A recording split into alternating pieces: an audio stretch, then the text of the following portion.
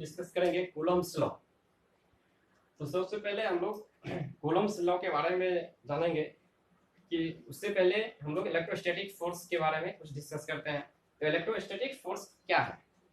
The force of attraction और repulsion, the force of attraction और repulsion between two charge in rest is called electrostatic force. यानी मतलब यहाँ पे मान चलिए दो चार्ज है, सपोज दैट Q1 और Q2, दोनों चार्ज जो है सेम नेचर का है, ये भी पॉजिटिव है ये भी पॉजिटिव है, तो एक दूसरे को क्या करेगा, ये एक दूसरे को रिपेल करेगा, ये एक दूसरे को रिपेल करेगा। यानी विदाउट टचिंग, इसमें कोई टच नहीं हो रहा है, लेकिन विदाउट टचिंग क्या कर रहा है, एक दूसरे को रिपेल कर रहा है। यानी सेम नेचर, यानी नेगेटिव चार्ज भी रहेगा Q1 -Q1 और -Q2, तो पर भी ये क्या होगा, यहाँ पे रिपल्सन होगा। यदि एक पॉजिटिव ले ले और दूसरा नेगेटिव चार्ज ले ले, तो इस कंडीशन में क्या होगा, ये फोर्स ऑफ अट्रैक्शन, यानी इसी से ये इलेक्ट्रोस्टैटिक फोर्स बना है। यानी कहने का इससे हम डिफिनेशन इसका बता सकते हैं कि electrostatic force is the force of attraction and repulsion between two charge in rest, between two charge. अब it depends upon the nature of charge, यानी इस बात पे निर्भर करता है कि चार्ज का नेचर कैसा है। नेगेटिव है तो रिपेल करेगा, दोनों नेगेटिव है तो रिपेल करेगा, दोनों पॉजिटिव है तो पर भी रिपेल करेगा। यानी कहने का मतलब दोनों सेम नेचर का चार्ज रहेगा तो अपोज करेगा, यानी रिपल्सन होगा। But in the case of opposite nature, दोनों का यदि चार्ज अलग अलग है, अपोजिट है, तो ये एक दूसरे को क्या करेगा, अट्रैक्ट करेगा। तो अब बताइए, अब इस दोनों पे जो फोर्स लग रहा है, Q1 पे जो फोर्स लगा है Q2 के द्वारा, तो इसको लिख सकते हैं F12, यानी फोर्स ऑन 1/2। इस पे कितना फोर्स लग सकता है, F2/1। इस पे जो फोर्स लगेगा इसके द्वारा, है ना। तो अब ये फोर्स जो है मैग्नीट्यूड में दोनों, बट डायरेक्शन दोनों का क्या है, अपोजिट है। यानी कहने का मतलब हम लोग कह सकते हैं it is a action reaction pair, action reaction pair. दो क्या, ये फोर्स जो लग रहा है दोनों डिफरेंट चार्जेस पे लग रहा है, दोनों डिफरेंट विदाउट टचिंग, ठीक है। अब बताइए, ये दोनों फोर्स को हम लोग सिर्फ एक्शन रिएक्शन पे बोलेंगे तो क्या इससे ये डिफिनेशन पूरा सही रहेगा? इसमें और भी कुछ आपको बताना है, एक चीज और बताना है कि ये जो है हम लोग कहते हैं इलेक्ट्रोस्टैटिक फोर्स जो है, क्या इलेक्ट्रोस्टैटिक फोर्स एक एक्शन रिएक्शन पेयर है? क्या इलेक्ट्रोस्टैटिक फोर्स एक एक्शन रिएक्शन पेयर है? बात ये सही है, एक्शन रिएक्शन पेयर है, लेकिन सिर्फ इतना कहने से काम नहीं चलेगा, इसके साथ आपको और भी बोलना पड़ेगा। एक्शन रिएक्शन, ठीक है, Newton's third law of motion को ये सपोर्ट कर रहा है, ठीक है, लेकिन सिर्फ इतना कहने से काम नहीं चलेगा। यानी electrostatic force is a action reaction pair, but it always acts towards the lining joining between two charge। यानी कहने का मतलब है ये हमेशा किधर लग रहा है, यानी सेंटर टू सेंटर, दोनों फोर्स के, यानी दोनों चार्ज के सेंटर टू सेंटर, यानी it acts always lining joining between two charges. यानी ये दोनों, है ना, के बीच जो ये फोर्स लगता है, इसलिए इसको सेंट्रल फोर्स भी बोला जाता है, सेंट्रल फोर्स भी बोला जाता है। इट डिपेंड्स, ये जो है इलेक्ट्रोस्टैटिक फोर्स जो है किसी मीडियम पे डिपेंड करता है, चाहे एयर हो वाटर, है ना। बट हम लोग वहां पढ़े थे ग्रेविटेशनल फोर्स में, मास जो है ग्रेविटेशनल फोर्स मीडियम पे डिपेंड नहीं करता है, ठीक है। अब देखिए इलेक्ट्रोस्टैटिक फोर्स में ये चार्ज जो है कुछ ऐसा कर रहा है, कुछ जो दिखाई नहीं दे रहा है, लेकिन इसके वजह से इधर जो फोर्स का जो फीलिंग आता है, तो वो क्या है, इलेक्ट्रिक फील्ड, या चाहे इस चार्ज के वजह से जो इधर फोर्स जो एक्सपीरियंस होता है ना, वो क्या है, वो इलेक्ट्रिक फील्ड है। अब चलिए according to Coulomb's,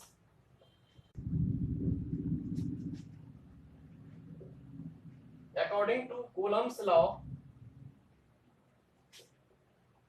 the force between two charges या point charges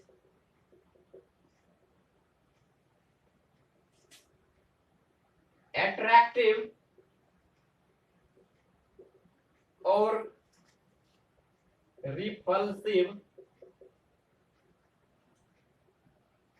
is directly proportional to the product of magnitude of charges and inversely proportional to the square of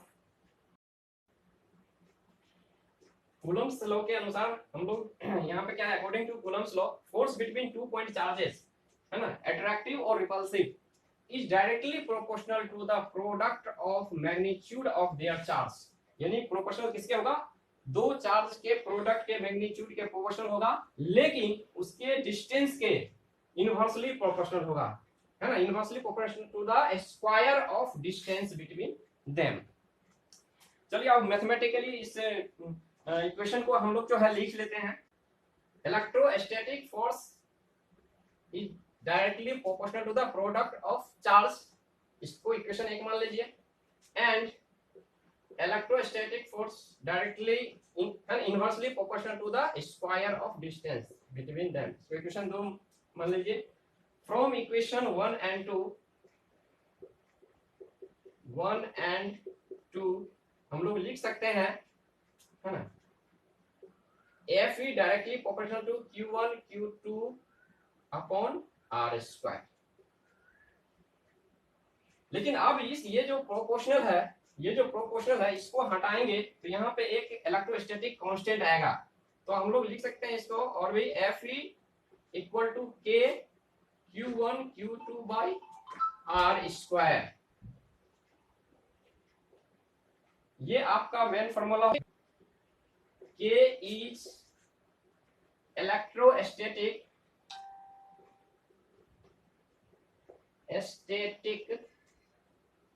constant।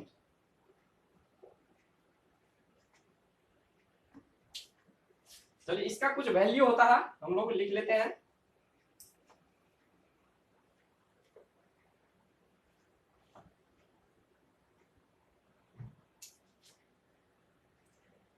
Value of K in vacuum और free space ये होता है equal to 1/4 pi epsilon naught. ये है epsilon not क्या है, permittivity in free space, इसके बारे में हम लोग देखेंगे। 1/4 पाई एप्सिलॉन नॉट ये क्या है, permittivity in free space. Value of K in medium क्या होगा,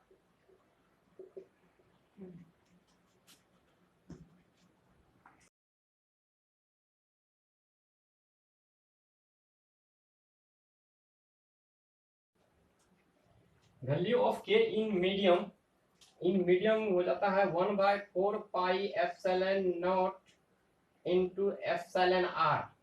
अब देखिए एप्सिलॉन नॉट तो अभी आपको बता दिए कि ये परमिटिविटी इन फ्री स्पेस होता है, और ये क्या है, इसको कहते हैं हम लोग relative permittivity.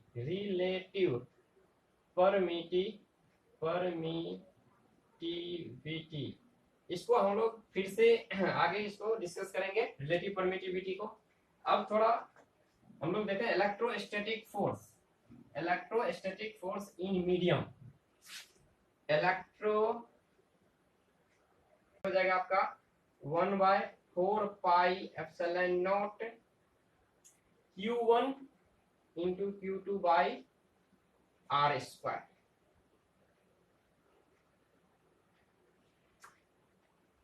Electrostatic force in vacuum and in air. लेकिन इलेक्ट्रोस्टैटिक फोर्स किसी मीडियम में कितना होगा, electrostatic force in medium. Medium में क्या हो जाएगा, एफ ई इक्वल टू हो जाएगा 1/4 पाई एप्सिलॉन नॉट, के के बदले 1/4 पाई एप्सिलॉन नॉट लिख सकते हैं, into Q1 Q2 upon R square दोनों। लेकिन ये मीडियम है तो इसलिए यहाँ पे एप्सिलॉन आर भी हम लोग देंगे, रिलेटिव परमिटिव भी लिखना जरूरी है, ठीक है। तो force, electrostatic force in medium क्या हो जाएगा, F E equal to 1/4 pi epsilon naught into epsilon R in, है ना, Q1 Q2 upon R square. ये मीडियम में हो गया। अब चलिए हम लोग 1/4 पाई एप्सिलॉन नॉट है ना का वैल्यू क्या होता है। तो द वैल्यू ऑफ, ये ऑब्जेक्टिव में आता है ये सब question, the value of 1/4 pi epsilon naught equal to, याद रखना एक्सपेरिमेंटली निकाला गया है, 1/4 pi epsilon 9 × 10⁻⁹ newton metre square पर कूलम स्क्वायर, ठीक है। अब चलिए हम लोग जो है, अब इसका जो है डायमेंशन हम लोग कैसे निकाल सकते हैं, इससे 1/4 पाई एप्सिलॉन नॉट का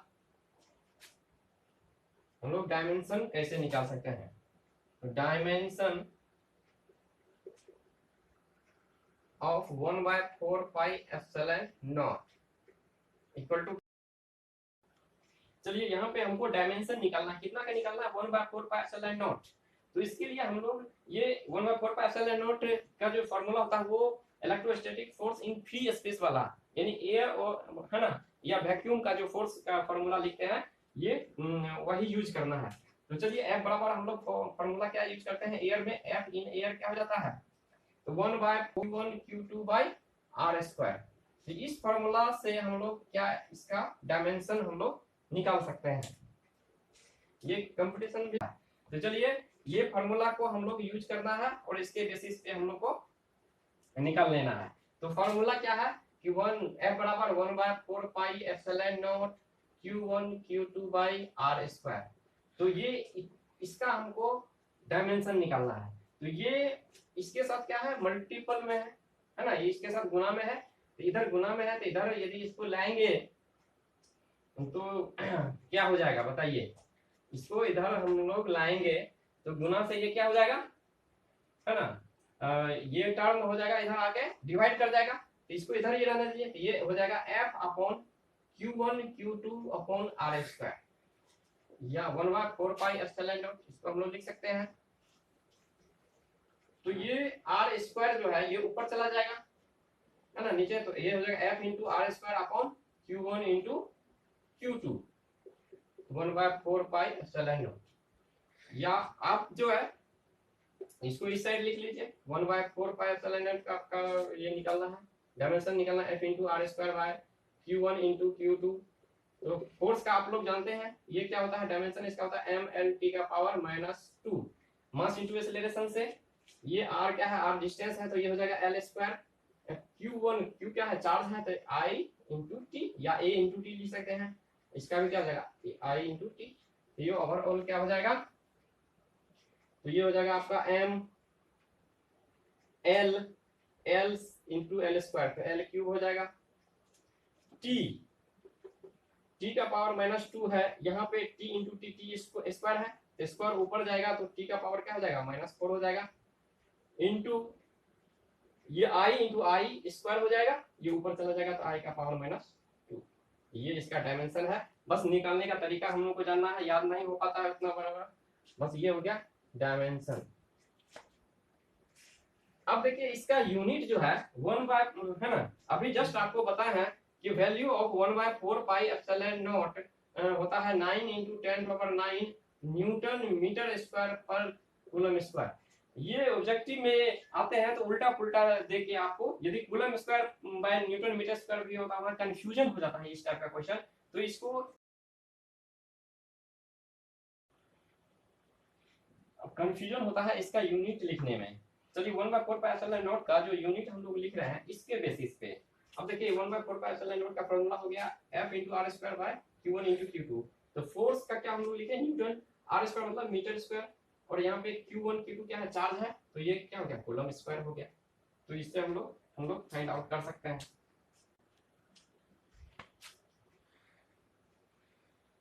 एप्सिलॉन नॉट, इसको हम लोग एप्सिलॉन नॉट को कहते हैं परमिटिविटी इन फ्री स्पेस। तो डायमेंशन क्या हो जाएगा, डायमेंशन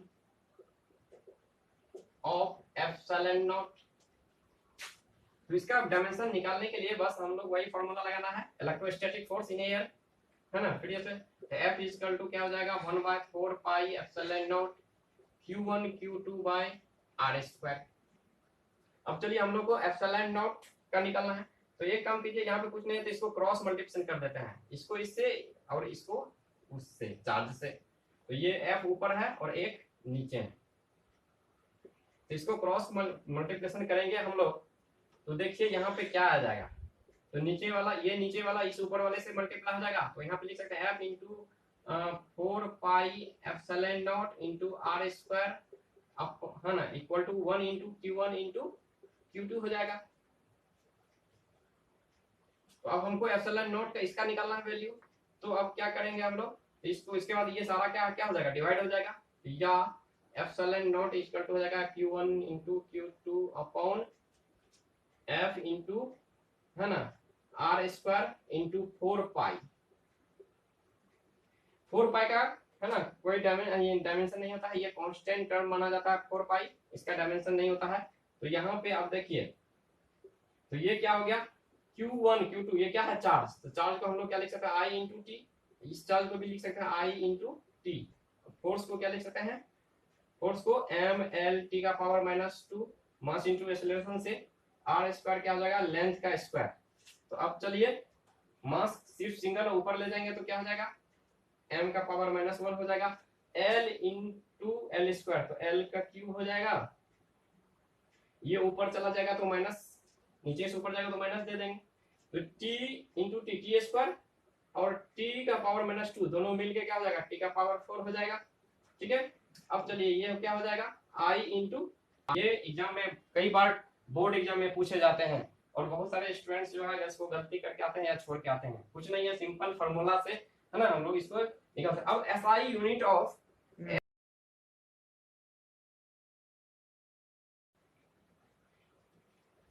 रिलेटिव परमिटिविटी मेटल का कितना होता है, इंफिनिटी।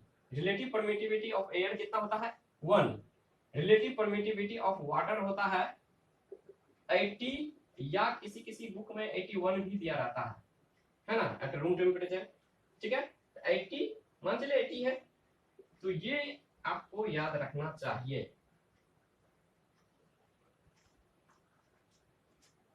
रिलेटिव परमिटिविटी मेटल का इंफिनिटी, रिलेटिव परमिटिविटी एयर का 1 और रिलेटिव परमिटिविटी ऑफ वाटर 80 या 81, कुछ भी हो सकता है।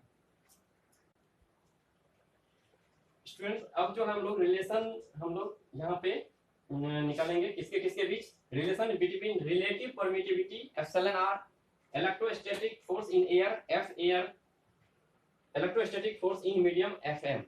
एफएम मतलब इलेक्ट्रोस्टैटिक फोर्स इन मीडियम। तो हम लोग जानते हैं कि एयर में इलेक्ट्रोस्टैटिक फोर्स क्या होता है, एफ एयर क्या हो जाएगा, है ना, फ्री स्पेस में, तो ये हो जाएगा 1/4 pi epsilon naught Q1 Q2 by R square. इसको इक्वेशन 1 लेते हैं। एंड दूसरा equation F in medium, medium force medium में क्या हो जाएगा, तो अभी जस्ट आपको बताए थे 1/4 pi epsilon naught into epsilon R, relative permittivity से मल्टीप्लाई कर देते हैं तो मीडियम का निकल जाता है, तो Q1 Q2 upon R square. इसको इक्वेशन 2 मान लीजिए।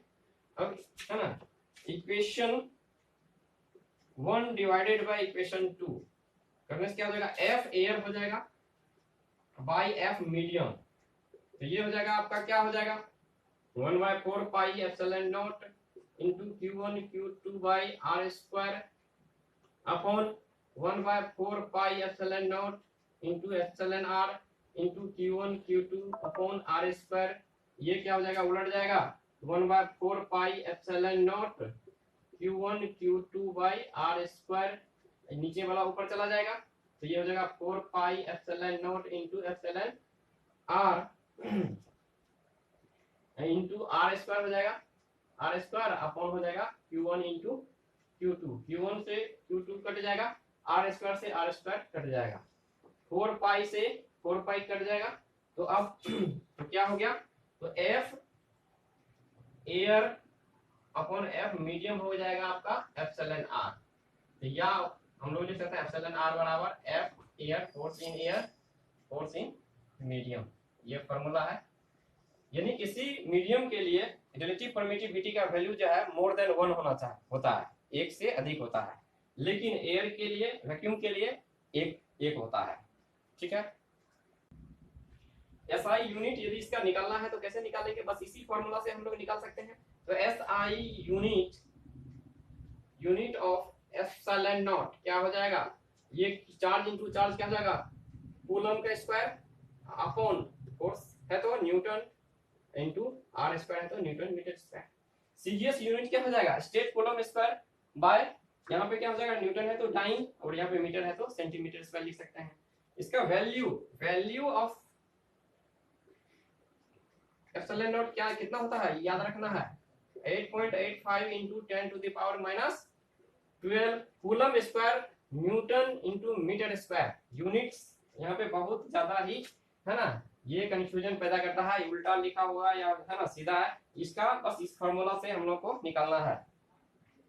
अब चलिए एक रिलेटिव परमिटिविटी हम लोग देखते हैं, इसको डाइलेक्ट्रिक कांस्टेंट भी बोलते हैं, और डाई कांस्टेंट है ना, इसको एप्सिलॉन आर से सूचित करते हैं। तो ये क्या है, ये it is the ratio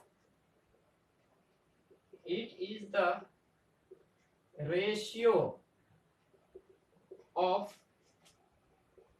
permittivity of free space to the permittivity of medium, permittivity of medium,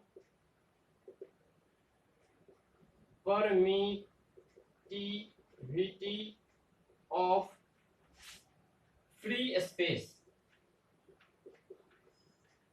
यानी इसका फॉर्मूला हम लोग ये रिलेटिव परमिटिव क्या हो गया, परमिटिविटी ऑफ मीडियम ये हो गया, और by permittivity of free space. ठीक है, तो ये क्या हो गया, ये डायमेंशन लेस क्वांटिटी होता है, ये है ना, बोर्ड में बहुत बार पूछा गया था कि एप्सिलॉन आर का है ना, epsilon R relative permittive is a dimensionless quantity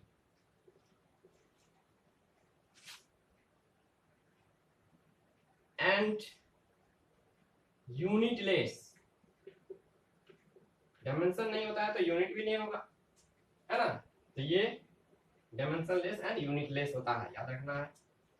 अब चलिए एप्सिलॉन आर ऑफ मेटल कितना होता है, इसका value infinity. Epsilon R of air ये होता है आपको 1, एप्सिलॉन आर ऑफ